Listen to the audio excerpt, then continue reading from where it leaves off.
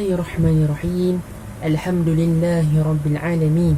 Nahmaduhu wa nasta'inuhu wa nastaghfiruh wa na'udzu billahi min shururi anfusina wa min sayyiati a'malina. May yahdihillahu fala mudilla lahu wa ma yudlil fala hadiya lahu. Ashhadu an la ilaha illallah wa ashhadu anna Muhammadan 'abduhu wa rasuluh. Allahumma salli ala sayyidina Muhammad wa ala alihi wa sahbihi wa baraka wa sallam. Amma ba'du. InsyaAllah sebelum kita memulakan forum kita, sama-sama kita nanti bacakan dengan umul kitab Al-Fatihah.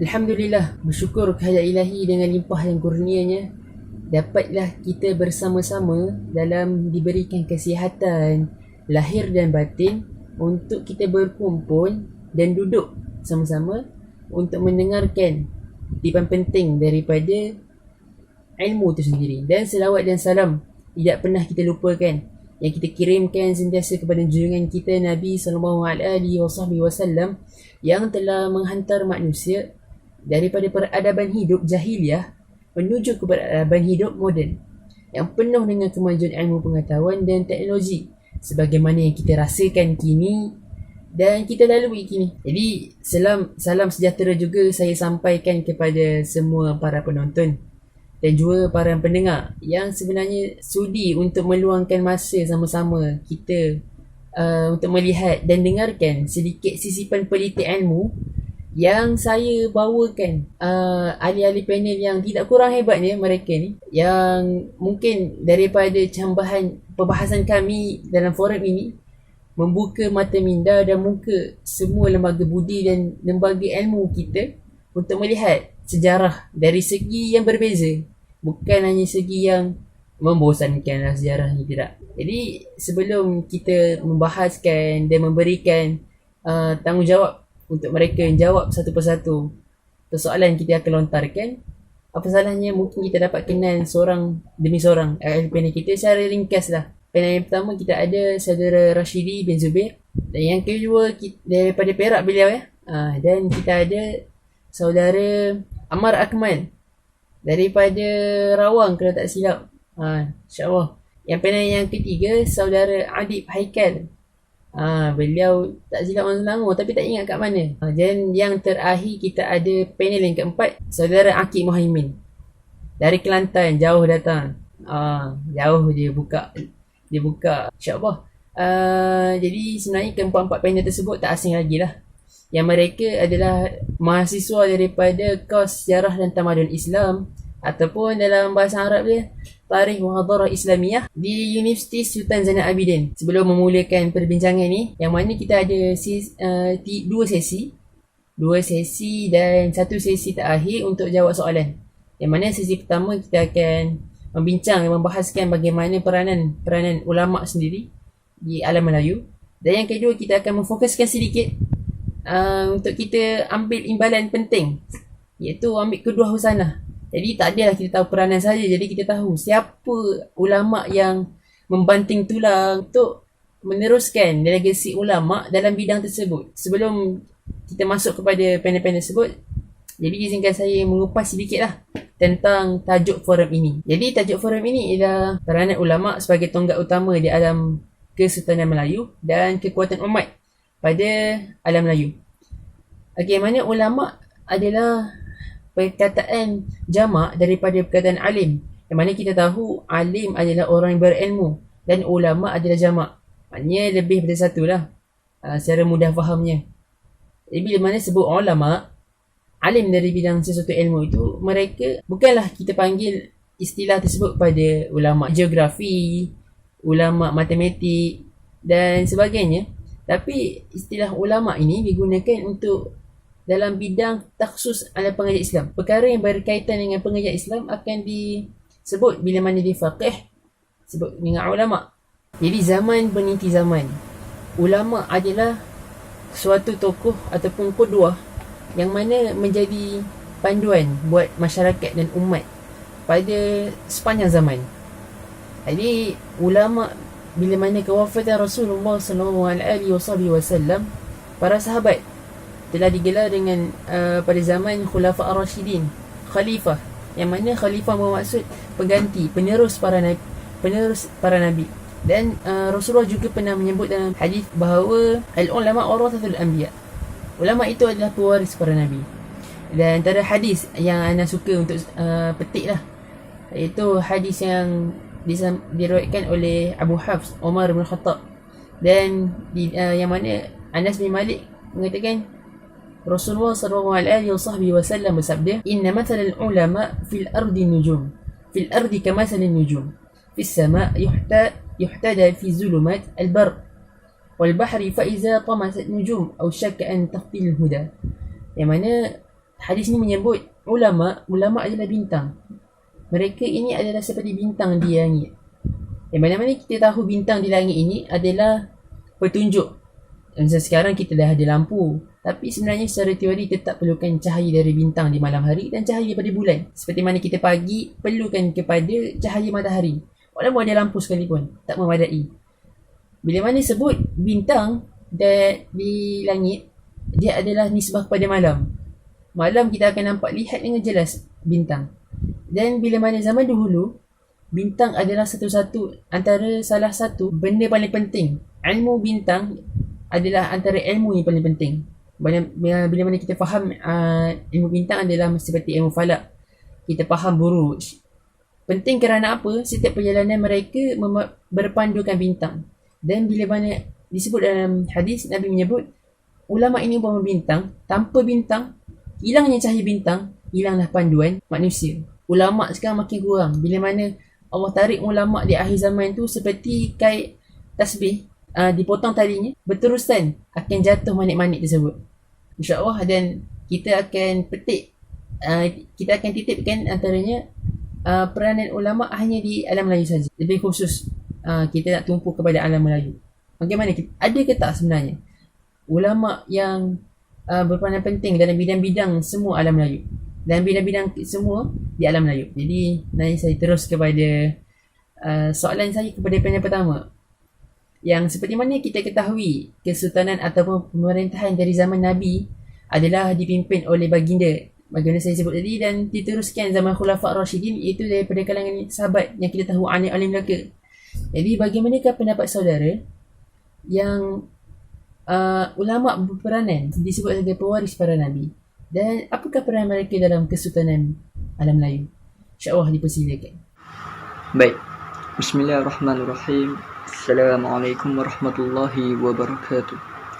Rabbi shrah li sadri wa yassir li amri wahlul 'uqdatam min lisani yafqahu qawli. Amma ba'd. Terima kasih kepada saudara moderator kita, saudara Nur, di atas soalan-soalan yang bernas, cukup mulus, cukup kudus untuk kita amati bersama-sama. Baik, jika kita berbincang mengenai aspek peranan ulama sebagai sultan, dalam sejarah perubahan kerajaan-kerajaan Islam di alam Melayu, ramai dari kalangan ulama yang telah dilantik menjadi sultan. Ibnu Battuta sendiri ketika mengunjungi Samudra Pasai telah mencatatkan bahawa Sultan Malikuz Zahir At-Thani adalah seorang sultan yang faqih, di mana baginda sering duduk bermuzakarah tentang ilmu Islam.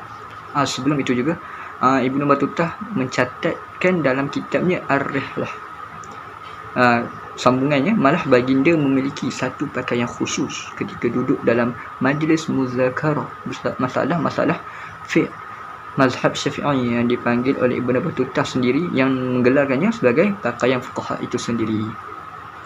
Baik, pelibatan sultan ini secara aktif di dalam bidang keilmuan Islam ini menjadi pendorong kebanjiran para ulama Islam dari Timur Tengah ke Samudra Pasai itu sendiri, yang mana sekaligus menjadikan Samudra Pasai sebagai pusat dakwah dan pengajar Islam yang paling utama di alam Melayu ketika itu. Sebagai contohnya, pada awal abad ke-15, seorang ulama dari Taif, Mekah, telah ditabalkan menjadi Sultan Brunei yang kedua, iaitu digelar Sultan Syarif Ali. Sultan Syarif Ali ni, maafkan saya, sebelum kedatangan Syarif Ali ni ke Brunei, Sultan dan rakyat Brunei telah pun memeluk Islam. Namun, pengamalan Islam masih lagi lemah dan kurang teratur. Ini kerana pengaruh adat, budaya dan amalan Hindu-Buddha masih mengalami masih dianuti oleh kehidupan Sultan dan rakyat Brunei. Namun setelah sampainya Sultan Sharif Ali ni, dia telah memperkuatkan dan memperkasakan syariat Islam, seterusnya membuang segala adat budaya yang bercanggah dengan ajaran Islam di Brunei itu sendiri. Selain dari Sultan Sharif Ali, kita pergi kepada Kesultanan Sulu. Pengasasnya juga merupakan seorang ulama. Beliau ialah Syed Abu Bakar bin Syed Abdul Rahman. Beliau yang berasal dari tanah Arab telah berlayar dari alam Melayu lalu singgah di Palembang. Dari Palembang terus ke Melaka. Dan daripada Melaka itu sendiri, beliau telah berlayar ke Sulu dan memperkukuhkan dakwah Islam di sana. Setelah beberapa lama tinggal di Sulu, akhirnya beliau ditabalkan menjadi Sultan Sulu yang pertama, bergelar Sultan Syariful Hashim. Kalau kita nak tengok kepada konteks Kesultanan Melayu Melaka, Sultan Alauddin Riayat Shah diiktiraf sebagai seorang ulama. Ini kerana baginda berkemampuan mengajar ilmu agama kepada raja-raja dan para pembesar di bawah pemerintahannya ketika itu. Kemudian kita lihat pula kepada sejarah Aceh Darussalam. Beberapa orang sultan diiktiraf sebagai sultan yang bertaraf ulama. Antaranya ialah Sultan Hussein Alaidin Riayat Shah, Sultan Alauddin Mansur Shah dan Sultan Iskandar Muda. Sebagai tamsilnya, Sultan Alauddin Mansur Shah merupakan seorang sultan yang alim. Baginda adalah putera Sultan Perak kedua, iaitu Sultan Mansur Shah. Dari Perak, baginda dibawa ke Aceh dan kemudiannya ditabal menjadi Sultan Aceh itu sendiri. Beliau telah melaksanakan syariat dan syiar Islam, segala kegiatan maksiat semua dicegah, seperti sultan-sultan dan para ulama dahulu kala. Kalau kita ingin melihat kepada seorang sultan yang gemar menulis buku pula, dalam sejarah alam Melayu, sultan yang paling banyak menulis kitab ialah Syekh Idrus Qaimuddin Al-Butani, Sultan Kerajaan Buton yang ke-29. Buton ni sekarang adalah satu kepulauan di Indonesia. Jika saudara-saudari tidak mempercayainya, boleh menggooglenya di Google Map. Buton di Indonesia, satu kepulauan di Indonesia. Sultan yang mengamalkan tarekat Samaniyah Khalwatiyah ini diiktiraf sebagai seorang ulama besar Buton, di mana beliau telah mengarang lebih dari 17 buah kitab-kitab dalam bahasa Arab, Melayu dan Buton itu sendiri untuk penduduk setempat, penduduk tempatan. Baiklah, saya rasa sampai itu sahajalah perkongsian dan ilmu yang dapat saya bagi tahu. Jadi saya serahkan kepada moderator kita yang handsome dan sangat bergaya, saudara Nur. Terima kasih. Alhamdulillah, penjelasan yang sangat baik lah. Dan kata-kata yang pendek, waktu yang singkat tapi penuh dengan hujah yang baik. Jadi saya ucapkan terima kasih kepada saudara Rashidi atas perkongsian beliau sebentar tadi. Antara fakta ataupun perkongsian beliau yang saya minat adalah peranan raja dalam Kesultanan Melayu yang dapat lihatlah ulama pada zaman alam Melayu ketika dahulu adalah berperan penting, sehingga pemerintahan ataupun kesultanan adalah dari segi ulama tu sendiri.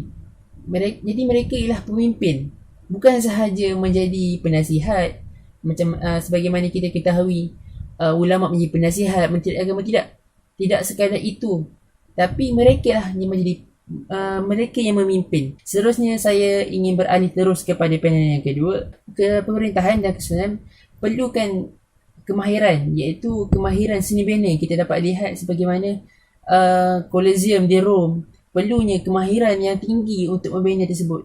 Jadi bagaimana di alam Melayu? Adakah terdapat peranan ulama menjadi peranan utama dalam bidang seni bina di alam Melayu? InsyaAllah kita menjemput saudara Ammar untuk mengemukakan pandangan beliau. Dipersilakan. Baik, terima kasih kepada pengerusi majlis. Yang saya hormati rakan-rakan ahli panel yang lain, dan seterusnya hadirin yang saya kasihi sekalian. Bismillahirrahmanirrahim. Assalamualaikum warahmatullahi ta'ala wabarakatuh. Jadi berkenaan dengan soalan yang diajukan, sebenarnya seni bina mempunyai pengertian yang amat luas dalam konteks maknanya dan ruang lingkup pengertiannya. Seni bina bukan sahaja merangkumi tempat tinggal, pejabat dan bangunan-bangunan keagamaan, Akan tetapi ia juga turut mengambil kira faktor-faktor yang terdapat dalam kawasan tersebut. Jika kita meneliti seni bina Islam, ia amat menitik beratkan tuntutan rohani dan jasmani sebagai tanda ketakwaan kita kepada Allah Subhanahu Wa Taala. Dalam memberi tafsiran kepada definisi seni bina, Ibn Khaldun dalam penulisannya Muqaddimah berpendapat bahawa seni bina adalah mercu kegemilangan sesuatu bangsa atau negara. Keagungan dan ketinggian sesuatu tamadun itu dapat diukur berdasarkan pencapaiannya dalam bidang seni bina. Seni bina Islam sentiasa disanjung dan dihargai kerana matlamat seni bina Islam itu sendiri adalah untuk meningkatkan keimanan dan ketakwaan kepada Allah Subhanahu Wa Taala.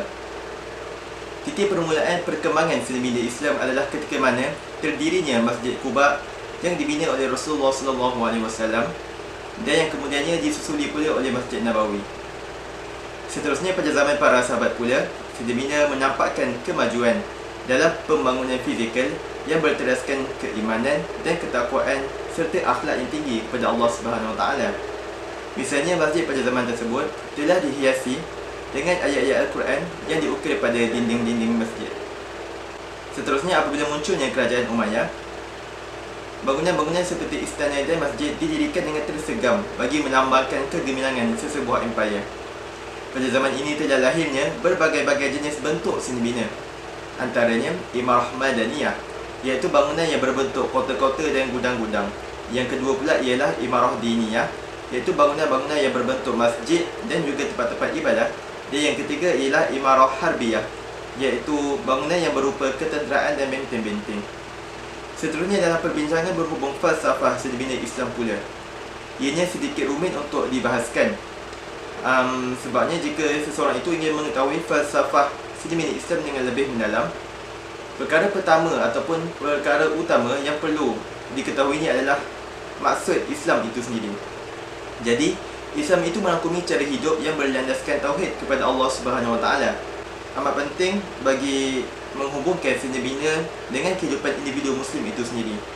Sebagai contoh, apabila seseorang itu ingin membina sebuah masjid, perkara pertama yang perlu difokuskan ialah perlunya mengetahui arah kiblat, di samping memahami fungsi masjid sebagai pusat tempat masyarakat berkumpul yang berasaskan ketakwaan kepada Allah Subhanahu Wa Taala. Firman Allah dalam surah Al-Jumu'ah ayat 9 yang bermaksud, "Wahai orang-orang yang beriman, apabila disuruhkan azan untuk mengerjakan sembahyang pada hari Jumaat, maka segeralah kamu pergi ke masjid untuk mengingati Allah dan tinggalkanlah berjual beli. Yang demikian itu adalah baik bagi kamu jika kamu mengetahuinya." Dalam aspek struktur pembinaan sesebuah seni bina, seseorang arkitek itu perlulah mengkaji agar seni bina itu benar-benar dapat dihayati oleh setiap individu Muslim. Oleh sebab itulah, falsafah penghayatan ini amat penting dengan menghubungkan bentuk fizikal masjid tersebut dengan aspek kerohanian seseorang. Jadi saya rasa itu saja buat pusingan pertama. Berbalik kepada moderator. Terima kasih atas pendapat panel yang kedua, yang mana beliau menerangkan sangat hikmah lah ulama.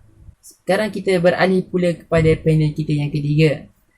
Satu kerajaan yang kuat, yang bertahan lama seperti mana kerajaan Melayu, kerajaan di Nusantara ini bertahan lama juga. Jadi bagaimanakah konsep ataupun metod yang dapat dilihat dari bidang perubatan? Adakah ulama juga antara peranan penting dalam bidang perubatan sendiri? InsyaAllah saudara Adib, bolehkah cerita sedikit bagaimana tentang konsep tersebut? Dipersilakan. Bismillahirrahmanirrahim. Hari ini saya akan terangkan dari segi perubatan, iaitu seperti yang mana kita tahu perubatan ni telah wujud pada zaman-zaman dahulu sejak Hindu-Buddha datang lagi. Jadi di alam Melayu ni sebenarnya dia kaya dengan khazanah-khazanah alam seperti ubat-ubatan dan seperti herba, di mana mereka menjadikan herba dan tumbuh-tumbuhan ini sebagai ubat-ubatan untuk menjadikan sebagai penawar kepada penyakit ini.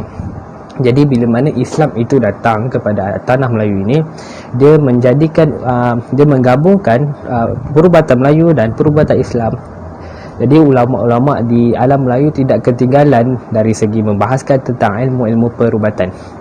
Ada satu kitab iaitu Kitab Ar-Rahmah fi Atib wal Hikmah, iaitu salah satu kitab perubatan yang sangat mutu yang ditulis oleh salah seorang ulama Aceh pada abad ke-19, iaitu Syekh Abbas bin Muhammad atau dikenali sebagai Tengku Cik Kuta Karang. Iaitu dia telah membahagikan kepada 5 bab. Iaitu bab pertama dia membahaskan tentang ilmu tabaiyah, iaitu unsur-unsur pada badan. Dia mempunyai 7 fasal dan yang seterusnya bab yang kedua iaitu dia membahaskan tentang bahan-bahan makanan dan ubat-ubat, iaitu dia ada mempunyai 11 fasal. Bab yang ketiga dia membahaskan faktor-faktor yang boleh mempengaruhi keadaan kesihatan seseorang dan tata cara menguruskan faktor ini. Dan bab keempat menyatakan ubat-ubat yang untuk beberapa penyakit yang terpilih, dan bab yang terakhir menyatakan ubat-ubat untuk penyakit yang terpilih.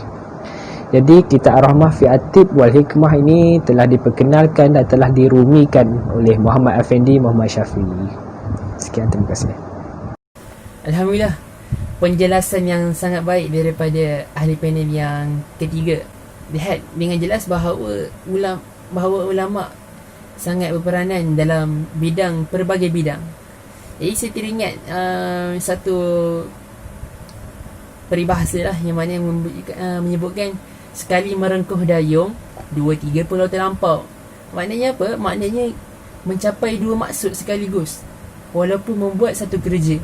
Jadi ulama Melayu bukanlah kuduah yang hanya menumpukan satu metod saja, tapi mereka lebih bercambahnya minda mereka untuk melihat apa yang berperanan penting atau apa yang berkesan kepada umat masyarakat pada zaman itu. Soalannya ialah bagaimana kita melihat yang sebenarnya metod paling penting ulama itu dalam bidang pendidikan.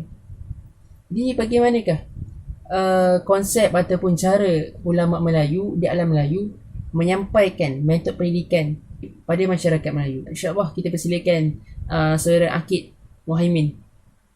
Baik, terima kasih kepada Tuan Moderator Nur Luqman atas soalan yang diajukan oleh beliau. Peranan ulama dalam bidang pendidikan. Sebelum itu kita melihat Islam itu sendiri merupakan satu syariat yang komprehensif dalam mengatur keseimbangan hidup penganutnya antara tuntutan jasmani, rohani dan intelektual. Hakikat ini dapat kita telusuri dalam proses pengislaman alam Melayu. Selari dengan kedatangan Islam ke alam Melayu, proses pembudayaan ilmu merupakan satu teras peradaban dalam alam Melayu ini. Proses ini berkembang dengan lancar melalui beberapa fasa, yang mana pada peringkat awalnya usaha pendakwahan atau usaha penyebaran ilmu agama, ilmu pendidikan atau usaha pendidikan itu sendiri dipelopori oleh ulama-ulama dari tanah Arab, yang mana kemudiannya berlaku proses pelarihan tugas melalui proses perkadiran atau proses peradaban ulama tempatan. Akhirnya telah melahirkan ramai ulama-ulama di alam Melayu ini yang menguasai ilmu pendidikan dengan baik. Said Naqid Al-Atas pernah berkata dalam karya beliau, salah sebuah karya beliau, yang mana ulama Melayu klasik ini memainkan peranan yang sangat penting dalam membina budaya ilmu dalam masyarakat Melayu. Walaupun kedatangan Islam pada era kejatuhan tamadun intelektual, namun kehadiran Islam itu telah berjaya mentransformasi cara hidup masyarakat Melayu Nusantara, baik dari segi dimensi internal atau perasaan rohani maupun eksternal, fizikal, perwatakan, pemakaian dan sebagainya. Ini menunjukkan ulama-ulama Melayu terdahulu telah memainkan peranan yang sangat penting dalam memastikan satu sistem pendidikan yang cemerlang dapat diwujudkan di rantau alam Melayu ini. Namun, apakah peranan-peranan tersebut? Baik, saya akan kemukakan 3 peranan yang telah dilakukan atau yang telah dimainkan oleh ulama Melayu terdahulu. Yang pertama, memastikan satu sistem pendidikan yang menyeluruh.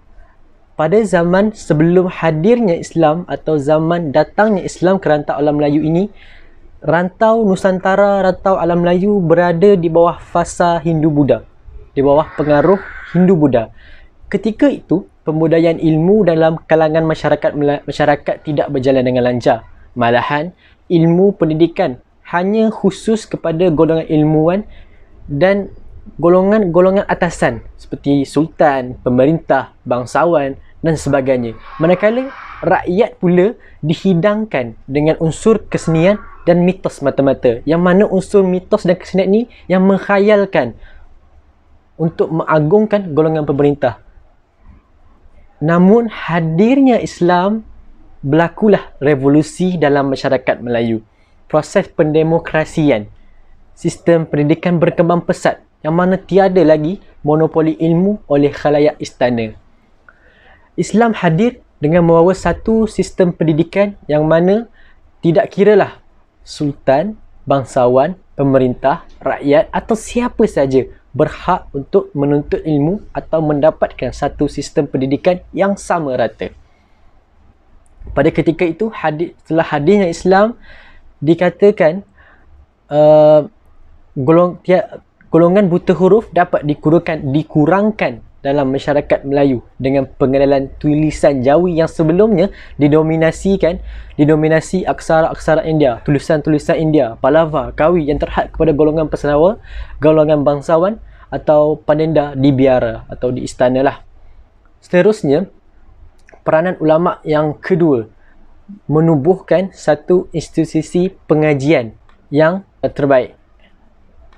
Seingat sini, sistem pendidikan ulama tertumpu juga untuk menubuhkan satu sistem pendidikan yang kondusif ataupun yang lebih tertumpu. Tujuannya untuk menyebarkan ilmu pendidikan, menyebarkan ilmu agama, ilmu kedudukan dan sebagainya. Dengan sebab itu, dari awal lagi tertubuhnya kerajaan-kerajaan Islam, Sultan telah mengarahkan untuk menggalakkan lagi penubuhan institusi pengajian yang dinamakan sebagai pondok, madrasah, menusah, dayah, pesantren atau istilah-istilah lain yang digunakan di rantau alam Melayu, namun tujuannya adalah sama, iaitu bagi menyebarkan ilmu pendidikan ke seluruh rantau alam Melayu ini. Antara wilayah institusi pengajian yang telah dibina oleh para ulama ataupun yang telah disarankan ataupun telah digalakkan oleh Sultan, antara wilayah-wilayah yang termasyhur ialah Kelantan, Patani, Aceh, Sumatera Barat, Tanah Jawa, Kalimantan Selatan dan lain-lain seluruh alam Melayu ini. Ini menunjukkan bahawasanya betapa besarnya peranan yang dimainkan oleh ulama terdahulu bagi memastikan sistem pendidikan di alam Melayu ini teratur dan orang kata lebih cemerlang untuk menyebarkan ilmu agama itu sendiri. Dan yang ketiga, yang terakhir, memastikan pendidikan tidak hanya tertumpu kepada ilmu keagamaan semata-mata. Malahan, ulama dulu juga mementingkan akademik ataupun sistem pendidikan yang berkait dengan ilmu-ilmu keduniaan. Misalnya, yang telah dilakukan oleh Tuan Guru Haji Saleh Al-Masri di madrasah beliau, iaitu di Bukit Mertajam, ditubuhkan pada tahun 1906 Masihi, yang dinamakan Madrasah Al-Masrihiyah. Di pondok beliau, di madrasah beliau, tidak hanya mementingkan isu ataupun ilmu agama semata-mata, misalnya tauhid, fiqh ibadat, fiqh sebagainya. Beliau juga menerapkan silibus atau mengetengahkan silibus ilmu akademik, ilmu keduniaan. Misalnya seperti ilmu hisab, sains, bahasa Melayu, ilmu alam, ilmu tawarikh dan sebagainya. Ini menunjukkan bahawasanya Islam tidak hanyalah menumpukan kepada sistem ilmu keagamaan itu semata-mata. Malahan pendidikan dalam Islam menerapkan untuk penganutnya menceburi pelbagai bidang, dalam masa yang sama mementingkan ilmu keagamaan. Itu saja daripada saya. Kembali kepada Tuan Moderator. Alhamdulillah, terima kasih kepada panel yang keempat, Saudara Akid Muhaimin. Jadi terus kepada sesi yang kedua, dan insya-Allah ringkas sedikit berbanding dengan sesi pertama, dan kita juga kesuntukan masa. Jadi bagaimanakah tokoh dalam bidang peranan ulama dalam bidang kesultanan? Dipersilakan. Baik, Masya Allah, Tabarakallah, Barakallahu lakum wa barakatuh alaikumah. Baik, terima kasih kepada saudara moderator sekali lagi, sangat tampan pada hari ini kerana sudi menanyakan satu soalan lagi. Baik, soalannya tentang tokoh. Tokoh kan, tokoh yang berkait dengan sultan. Terlintas di fikiran saya ketika mendengar soalan itu, jawapannya yang begitu mudah. Kerana sekarang ni pun kita pun tengah belajar di Universiti Sultan Zainal Abidin. Jadi kira molek lah saya mengambil sempena universiti yang mengambil nama baginda, iaitu Sultan Zainal Abidin yang ketiga. Baik. Sultan Zainal Abidin ketiga ni juga amat terkenal sebagai seorang pemerintah yang begitu berpegang teguh kepada ajaran agama Islam dan juga giat mempelajari cabang-cabang ilmu agama Islam. Seperti yang kita pernah dengar, pernah ketahui, baginda sendiri hadir untuk solat berjemaah di Masjid Abidin di Kuala Terengganu tu, dan apa yang baginda jalankan itu telah menjadi ikutan yang baik dalam kalangan rakyat Terengganu. Ini menjadikan satu qudwah hasanah ya. Jarang jumpa sultan yang sebegini rupa. Sebagai seorang pemerintah yang sangat mengambil berat akan hal ehwal agama Islam dan patuh pada ajaran Islam. Cinta baginda Sultan Zainal Abidin ketiga ni terhadap ilmu pengetahuan amat besar, amat luas, amat signifikan, amat holistik. Dan baginda telah berguru dengan ramai ulama serta guru bagi meningkatkan pengetahuannya dalam pelbagai cabang ilmu. Sejak kecil lagi kita juga sedia maklum bahawa baginda telah menunjukkan kebolehan serta bakat yang istimewa hasil daripada ilmu pengetahuan yang dimilikinya. Juga beliau mempelajari ilmu itu dengan tokoh-tokoh ulama yang sangat terkenal. Sebagai contoh, Haji Wan Abdullah bin Muhammad Amin, iaitu Tok Syekh Duyung, Syed Abdul Rahman bin Muhammad, iaitu Engku Syed Paloh, Syed Abdullah bin Muhammad, Haji Zainal Kampung Banggul, Haji Musa Atastun, serta Haji Wan Muhammad bin Ali Kampung Gedung. Malah disebabkan minat baginda yang begitu mendalam terhadap bahasa Arab, baginda juga turut mempunyai seorang guru khas bahasa Arab yang bernama Habib Umar Al-Attas. Baik, sekarang kita pergi ke skop yang lebih meluas, yang mudah difahami, iaitu skop ketika baginda memegang takbir tampuk pemerintahan gitu. Ketika itu Terengganu hampir-hampir dikuasai oleh British. Namun dengan kebijaksanaan baginda telah melakukan satu perlembagaan Islam yang pertama, iaitu yang dikenali sebagai Itqan Al-Muluk Bittabi As-Suluk, Undang-Undang Tubuh Kerajaan, yang telah ditandatangani pada 2 November 1911 di antara Sultan Zainal Abidin III dan juga rakyat-rakyat Terengganu yang ketika itu diwakili oleh para pembesar dan juga wakil rakyat. Antara isi kandungannya saya rasa tidak perlulah saya ucapnya ketika ini kerana kita juga tidak mempunyai masa yang sesuai. Jadi saya teruskan kepada isi yang kedua, iaitu yang terakhir lah, iaitu ketika undang-undang ketika zaman pemerintahannya di Terengganu. Ketika itu baginda memang melaksanakan sepenuhnya undang-undang yang berlandaskan ajaran agama Islam. Di Terengganu pada waktu itu terdapat sekumpulan pengawal yang dipanggil sebagai budak raja, dan tugas mereka adalah menyamai tugas polis pada hari ini. Orang salah yang ditangkap akan dihadapkan kepada yang di-Pertuan atau kepada pembesar daerah jika berada dalam satu daerah itu. Setelah memberi keterangan, yang di-Pertuan tidak akan terus menyatakan hukum. Malah terlebih dahulu akan meminta pandangan fatwa daripada mufti dan hakim sebelum hukuman dilaksanakan. Juga terdapat hukuman yang dilaksanakan di Terengganu pada abad ke-19 adalah jika mencuri akan dikudung ke tangan dan pembunuh akan dihukum bunuh. Maka jelaslah ini adalah satu contoh hukum benar, tepat sekali, hukum hudud. Namun begitu, pada zaman pemerintahan Sultan Zainal Abidin ketiga ni, terdapat 5 kali sahaja hubungan bunuh telah diperintahkan oleh mahkamah. Jadi saya rasa sampai di situ sajalah isi yang telah saya kemukakan atau bagaimana tokoh yang telah saya ceritakan ni. Memang tidak cukup ya. Beberapa minit ni memang tidak cukup untuk kita mempelajari, mengenali ilmu saya mempelajari tokoh ulama ini. Jadi saya serahkan kembali kepada tuan moderator kita yang sangat handsome dan bergaya. Sekian, terima kasih. Terima kasih kepada saudara Rashidi. Masya Allah. Nampak di situ dia kekangan masa tetapi input yang diberi, fakta dan pendapat beliau sangat lengkap dan saya kira improvisasi sangat hebat lah. Seterusnya kita beralih kepada panel yang kedua, iaitu bagaimana peranan ulama tersebut dan siapakah tokoh yang kita ambil pedoman untuk dalam kalau kita nak lihat pada bidang seni bina. Dan mungkin ada pelajar-pelajar yang architecture, IDE yang nak tahu adakah ulama ataupun contoh ulama yang mereka dapat teladani. InsyaAllah kita jemput panel yang kedua untuk mengemukakan pendapat tersebut. Dipersilakan. Okey, baik.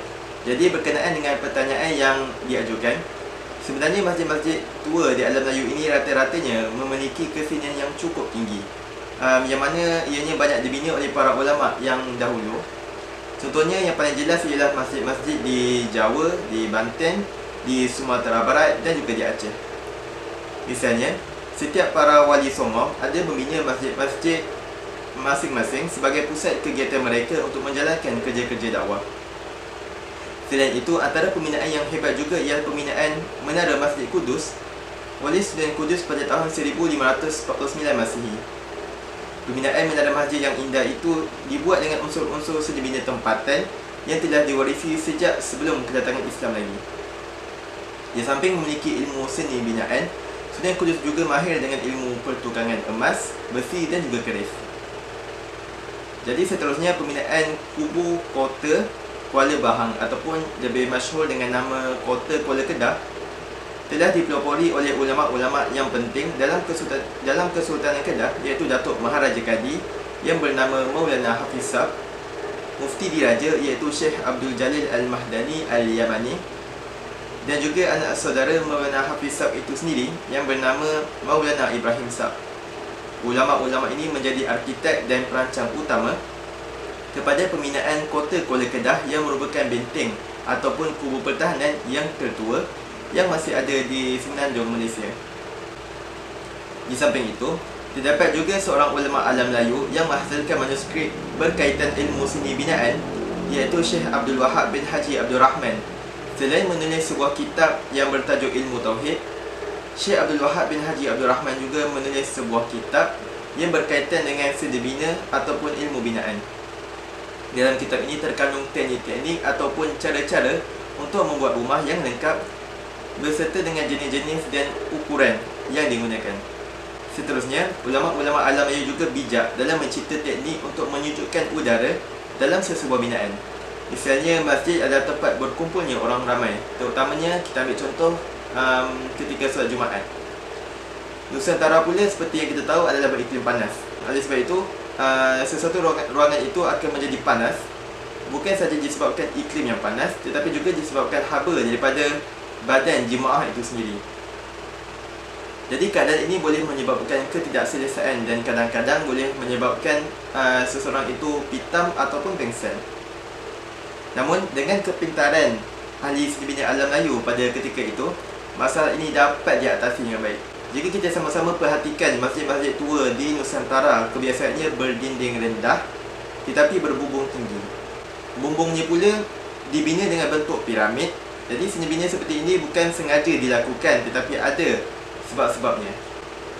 Jadi bumbung dibina dengan begitu tinggi untuk memerangkap angin, dan juga bumbung juga dibina dengan 3 ataupun 5 lapisan, yang mana setiap ruang antara lapisan bumbung itu menjadi tempat laluan angin untuk masuk.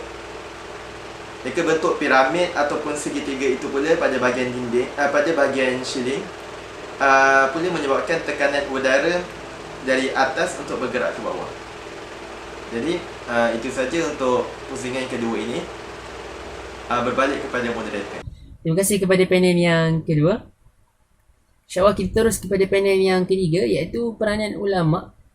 Iaitu apa yang dibahaskan beliau ialah peranan ulama' dalam bidang perubatan. Dan mungkin boleh sebut sedikit lah antara tokoh-tokoh yang kita dapat jadikan kuduah. InsyaAllah kita persilakan. Saya akan meneruskan lagi dengan menerangkan seorang tokoh dari segi perubatan, iaitu Syekh Ahmad Al-Fatani. Dia ialah pemikir agung dari alam Melayu. Biodata ialah nama sebenarnya ialah Wan Ahmad bin Wan Muhammad Zain atau dikenali sebagai Syekh Wan Ahmad Fatani. Beliau telah dilahirkan di Kampung Jambu, negeri Jerin Patani, mana Patani sekarang ialah negara Thailand, pada 10 April 1856. Beliau telah menguasai 47 bidang ilmu, iaitu termasuk politik, ekonomi, seni budaya dan pentadbiran. Ada satu karya beliau iaitu Tayyib Al-Ihsan fi Atib Al-Insan. Ya, ada beberapa bukti yang menunjukkan beliau adalah mahir dari segi perubatan ini. Mana yang pertama, dapat dibuktikan bahawa beberapa orang dari Mesir telah mengutuskan surat kepada beliau untuk bekerjasama dalam menyelesaikan masalah dan membuat penelitian atas beberapa ubat baru yang dihasilkan pada waktu itu. Jadi kita dapat lihatlah bahawa Syekh Ahmad Al-Fatani ini adalah seorang alim ulama yang sangat mahir akan ilmu perubatan ini, di mana orang Mesir sendiri telah mengutuskan surat untuk menjemput beliau untuk ke negara Mesir itu sendiri. Yang kedua, beliau juga membuat catatan tentang ilmu perubatan pada beberapa halaman dalam kitab Hadiqah Al-Azhar dan Lutqah Al-Ajlan. Seterusnya, beliau juga turut melakukan eksperimen terhadap tumbuhan dan beberapa spesies haiwan yang boleh digunakan untuk membuat pelbagai jenis untuk mengubat pelbagai jenis penyakit. Eksperimen ini telah ditemui dalam beberapa lembaran-lembaran beliau. Catatan tersebut juga membuktikan bahawa Syekh Ahmad Al-Fatani cuba menggabungkan hasil pelajaran beliau dengan penelitiannya sendiri yang bersumberkan khazanah alam Melayu. Sekian, terima kasih. Alhamdulillah. Terima kasih kepada panel yang ketiga. Saya tahu memang banyak sebenarnya idea dan fakta yang beliau ingin lontarkan lagi berkenaan dengan perbahasan ini. Kita terus kepada panel yang terakhir, iaitu panel keempat, Saudara Aqib Muhaimin. Bagaimanakah tokoh dalam bidang peranannya ulama dalam bidang pendidikan? InsyaAllah dipersilakan. Baik, terima kasih kepada Tuan Moderator atas soalan yang mengenai contoh ulama yang boleh kita menjadikan role model dalam bidang pendidikan ini. Suka saya ketengahkan seorang ulama tanah Melayu kita sendiri, dekat dengan kita, iaitu Tuan Husin Kedah. Dan ramai lagi sebenarnya ulama-ulama dalam bidang pendidikan ini yang boleh kita jadikan contoh. Contohnya Tok Pulau Manis, Tok Kenali, yang mereka banyak menubuhkan pondok-pondok, sistem pengajian, sistem pondok di alam Melayu ini, di Kelantan, di Terengganu dan sebagainya. Tapi saya ceritakan salah seorang, kerana kalau nak cerita semua memang kata tak cukup lah dalam forum ni saja, kerana memang ramai ulama-ulama yang boleh kita boleh jadikan contoh sebagai kita dalam bidang pendidikan ni, yang mana mereka begitu committed, begitu semangat dalam menuntut ilmu dan menyebarkan ilmu. Baik, Tuan Husin Kedah, beliau telah mengasaskan banyak sekolah pondok di sekitar Kedah dan Pulau Pinang, di mana beliau biasanya berpindah randah dari satu tempat ke satu tempat, maknanya dari satu daerah ke satu daerah yang lain. Contohnya di Kedah, daripada Alustar ataupun ke Yan, ke mana beliau pergi, beliau akan mendirikan sebuah pondok. Dan Tuan Husin Kedah ini membina pondok-pondok tersebut dengan menggunakan hartanya sendiri tanpa mengharapkan bantuan orang lain. Dan antara pondok-pondok beliau ialah pondok di Alorganu, Pohor, Bagan Ulu, Selengkoh, Padang Lumut dan Kepala Batas. Antara murid-muridnya yang pernah menuntut ilmu bersama dengan beliau, antaranya ialah Sultan Iskandar Shah, iaitu Sultan Perak. Kemudian Syekh Ismail Hamzah, Mufti Perak. Haji Wan Abdullah Zawawi, Kadi Perak, merupakan Kadi Perak. Tuan Haji Abdul Rahman, Datuk Mursyid di Raja Kedah.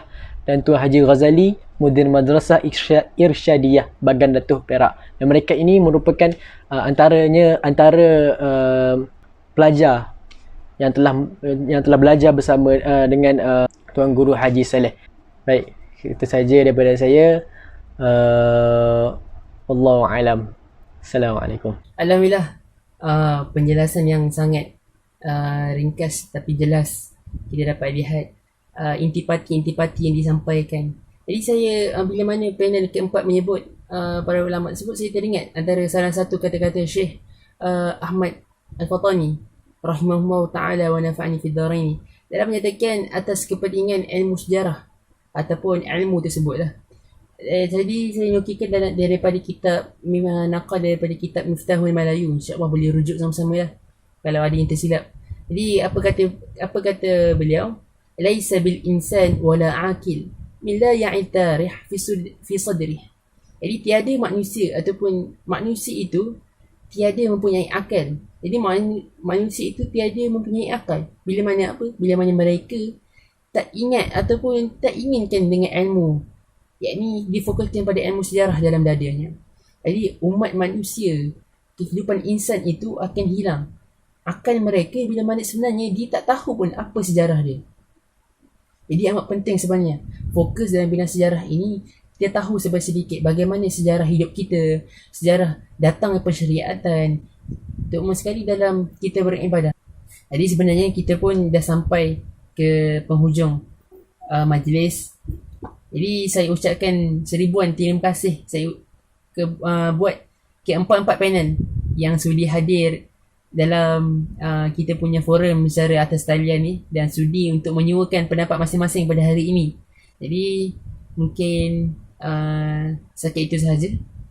Jadi saya tutup dengan serangkap pantun. Anak dara menumbuk pandan, membuat kuih hidangan kenduri. Ilmu yang baik jadikan tauladan, segala yang buruk letak ke tepi. Jadi saya sudahi dengan wabillahi taufiq wal hidayah. Wassalamualaikum warahmatullahi wabarakatuh. Sekian, terima kasih.